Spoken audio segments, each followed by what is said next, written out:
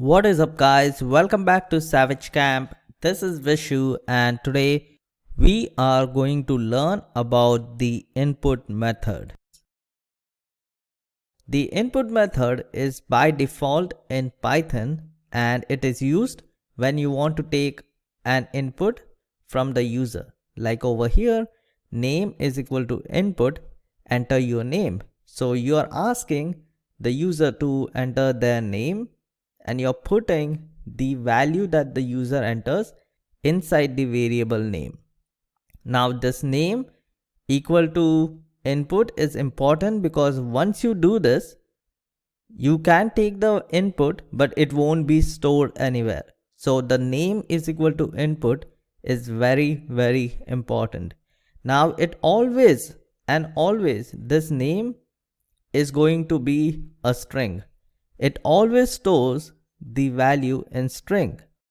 So if I come to PyCharm and let me show you what all settings I changed. So in the appearance over here, you can search for font.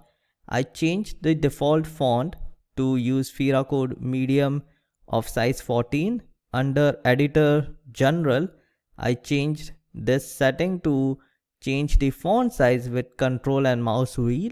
And I also changed the font. Now I also changed the theme.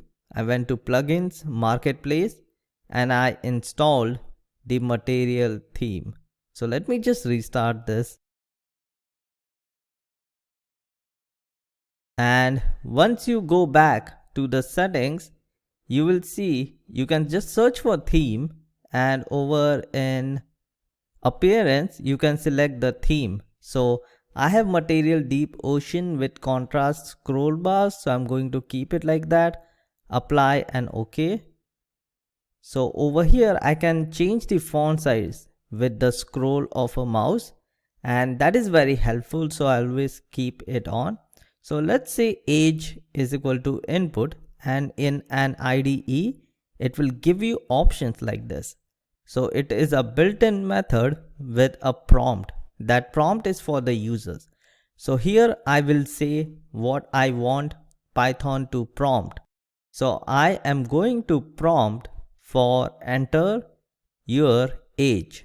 So this and a space. This is what the user will see. So if I run this over here, you can see it says enter your age. So if I put 20, it exits and it exits with exit code 0 because we took the input in age, but we did not do anything. So let's print it out and 20 will now be printed. So remember, you have to store the input from the user in a variable if you want to use it. And this age is a string. So if this age is a string, I cannot do this because this is going to give me an error. It always stores the value in string. So this age is a string and you can see this error over here. Expected type string got int instead. So it is telling you that it expected string and got an integer. So if I run this, put age as 20, it will give you an error.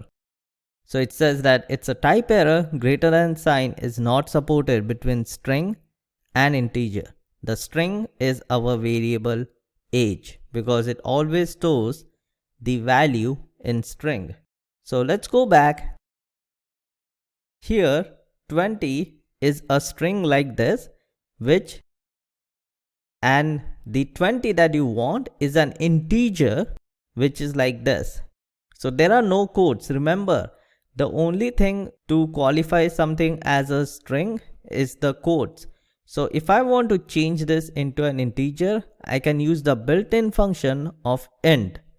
So int, and I will pass the variable age. So I'm telling Python this age, turn it into an integer. So let's run this now. And age 20 is true. 20 is greater than 18. But this time it took the integer. And if I run this as string, it is going to give an error.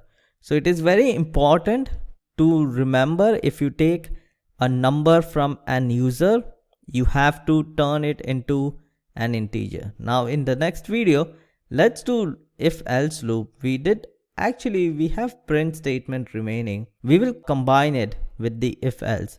But that is it for this video guys, and I will see you guys in the next one.